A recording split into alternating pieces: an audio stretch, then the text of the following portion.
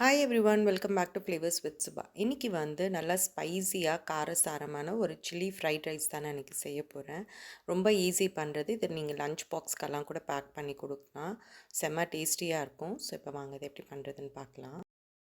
இப்போ ஃபஸ்ட்டு வந்து இந்த ஃப்ரைட் ரைஸ் பண்ணுறதுக்கு நம்ம எக் ஸ்க்ராம்பிள் பண்ணிக்கலாம். அதுக்கு நான் இங்கே ஒரு பேனில் கொஞ்சமாக எண்ணெய் சேர்த்துக்கிறேன். எண்ணெய் கொஞ்சம் லைட்டாக சூடானவுடனே இதில் வந்து 3 முட்டையை உடைச்சி சேர்த்துக்கோங்க.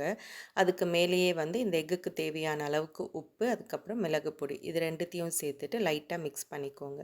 எக் ஸ்க்ராம்பிள் வந்து ரொம்ப பொடிசாக இருக்கக்கூடாது, கொஞ்சம் பெரிய பெரிய பீசஸாக இருக்கணும். அதே மாதிரி ரொம்ப ஃப்ரை பண்ணிடாதீங்க, கொஞ்சம் சாஃப்டாக இருக்கும்போது அதை எடுத்துருங்க. ஸோ இப்போ இதை கொஞ்சம் நேரத்துக்கு ஃப்ரை பண்ணிக்கலாம்.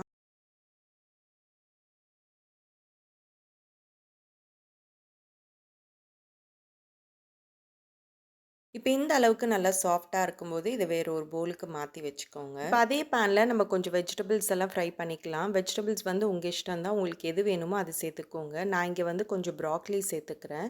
அது கூடவே வந்து ஸ்ப்ரிங் ஆனியன்ஸ்ல இருக்கிற அந்த ஒயிட் வெள்ள பகுதிய மாத்திரம் கட் பண்ணி இதில சேர்த்துக்கிறேன்.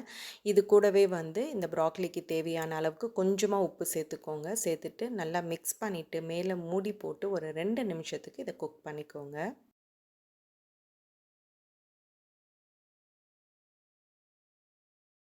இப்போ ஒரு 2 நிமிஷம் கழிச்சு, இதில வந்து நான் கொஞ்சமா மஷ்ரூம் சேர்த்துக்கிறேன். சேர்த்துட்டு நல்லா மிக்ஸ் பண்ணிட்டு, மறுபடியும் மூடி போட்டு ஒரு 2 நிமிஷத்துக்கு குக் பண்ணிக்கோங்க. ரொம்ப நேரம் வேண்டாம். ஏன்னா வெஜிடபிள்ஸ் வந்து கொஞ்சம் க்ரன்ச்சியா இருக்கணும். ஸோ ஒரு 2 நிமிஷத்துக்கு இத மறுபடியும் குக் பண்ணிக்கோங்க.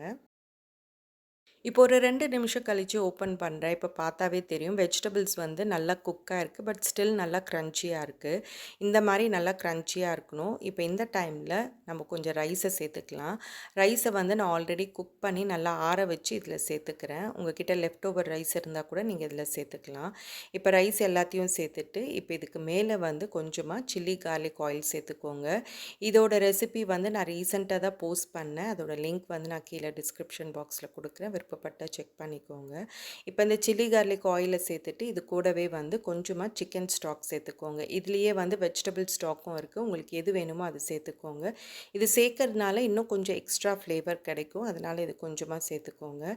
இது கூடவே வந்து நம்ம ஃப்ரை பண்ணி வச்சுருக்கிற எக் ஸ்க்ராம்பிளையும் சேர்த்துக்கோங்க. அது கூட கொஞ்சமாக ஸ்ப்ரிங் ஆனியன்ஸ். இப்போ இது எல்லாத்தையும் சேர்த்துட்டு ஒரு கரண்டியை வச்சு ரைஸ் எல்லாம் உடையாமல் எல்லாத்தையும் நல்லா மிக்ஸ் பண்ணிக்கோங்க. ஸோ இப்போ இது எல்லாத்தையும் நல்லா மிக்ஸ் பண்ணிட்டேன். இப்போ இதில் வந்து கடைசியாக கொஞ்சமாக பெப்பர் பவுடர் சேர்த்துக்கோங்க. அது கூடவே வந்து roasted sesame oil, Chinese sesame oil கொஞ்சமாக சேர்த்துக்கோங்க. நான் ஆல்ரெடி நிறைய ரெசிபீஸில் இந்த ஆயிலை யூஸ் பண்ணியிருக்கேன். ரொம்ப கம்மியாக ஒரு ஸ்பூன் யூஸ் பண்ணாவே போதும். நல்லா ஃப்ளேவர்ஃபுல்லாக இருக்கும். ஸோ இது வந்து கொஞ்சமாக ஊற்றிட்டு நல்லா மிக்ஸ் பண்ணிக்கோங்க. இப்போ இதில் வந்து எக்ஸ்ட்ராவாக நீங்கள் சோயா சாஸ், வினிகர் அந்த மாதிரி எதுவுமே சேர்க்க வேண்டாம். அந்த சில்லி கார்லிக் சாஸே போதும். உப்பு மாத்திரம் ஒரு வாட்டி நீங்கள் செக் பண்ணிவிட்டு சேர்த்துக்கோங்க. ஏன்னா நம்ம ஆல்ரெடி எல்லாத்துலேயுமே உப்பு போட்டிருக்கோம். ரைஸ்லேயும் வந்து நான் உப்பு போட்டு தான் வேக வச்சேன். அதே மாதிரி எக் ஸ்க்ராம்பிள், அப்புறம் chicken stock, chilli garlic oil எல்லாத்துலேயுமே உப்பு இருக்கிறதுனால சால்ட்டு மாத்திரம் செக் பண்ணிவிட்டு சேர்த்துக்கோங்க. உங்களுக்கு வேணும்னா இதில் வந்து கொஞ்சமாக கெச்சப் சேர்த்துக்கலாம். உங்களுக்கு லைட்டாக அந்த ஸ்வீட்னஸ் வேணும் அப்படின்னா நீங்கள் கெச்சப் சேர்த்துக்கோங்க. எனக்கு வந்து நல்லா ஸ்பைஸியாக இருக்கிறது ரொம்ப பிடிக்கும். ஸோ அதனால் நான் எதுவுமே சேர்க்கல.